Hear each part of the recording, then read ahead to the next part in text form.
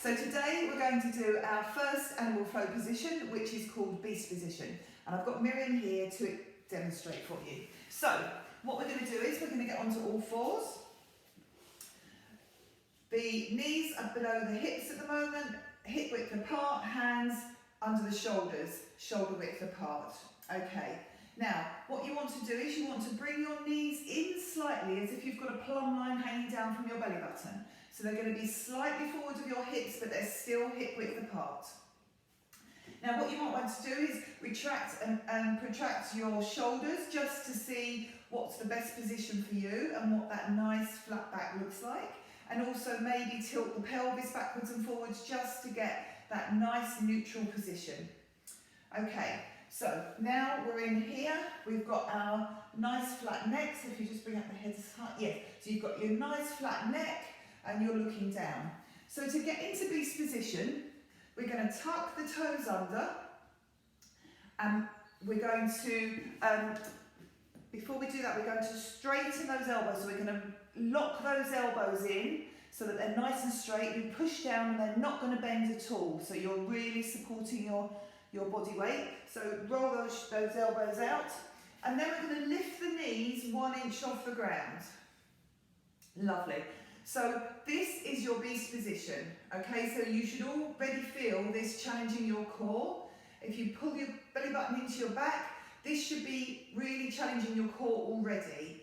So rest. So even if all you do over the next couple of days for your animal flow practice is your wrist mobilisations and your static beast hold, that will be challenging your core and getting you ready for the rest of the flows.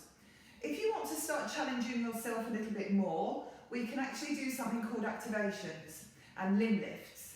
So what we're going to do now is, Miriam's going to get into static beast, so set beast would be the command, and then we're just going to lift the left foot off the ground just enough for a piece of paper, really slightly, lovely. So you want to lift it up just enough, and then we'll lift the right foot up, lovely, and back. Now, slightly more difficult is the left hand lift, and what you want to try and do is keep that body as still as possible, and then the right arm lift, nice, and then rest. So these limb lifts are really challenging, and what you might want to do is you might want to hold it and see how long you can hold it for, maybe 5 seconds, then build it up, but the feet are going to be easier. Also with the hand limb lifts, what you want to do is you want to think about the shoulder coming straight up in the air as if a puppet is pulling you up, and that will help you maintain that position. But it's really quite tricky to balance with one hand on and keeping that back nice and flat. The last most challenging balance we're going to do is the alternate limb lifts. So again, if you've mastered the rest and you can hold it for a few seconds, then give this one a go, okay? So lift the knees 1 inch off the ground and really engage that core. Now what we're going to do, we're going to lift it's always the alternate hand and foot. So we're going to lift the left hand and the right foot. Lovely, good, and rest, nice. And then the right hand and the left foot. And bring it down so there's only enough for a piece of paper. Lovely, and rest. So that is really challenging. You can see already that you're challenging your strength, your proprioception, your balance. So give this one a go.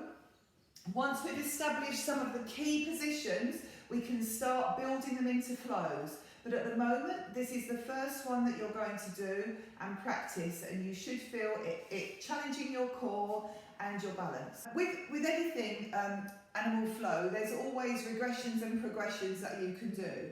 So if the lifting the knees and challenging the core is too hard for you at the moment, don't worry, but what you can still do is your limb lifts. So we can call this a modified beast. So modified beast is where your knees are still on the ground, but you can still do your limb lifts. So you can lift the left knee and left foot, and down, and then right one, and down, and then the arms, and try and keeping that just lifting from the shoulder and down, lovely, and the right one.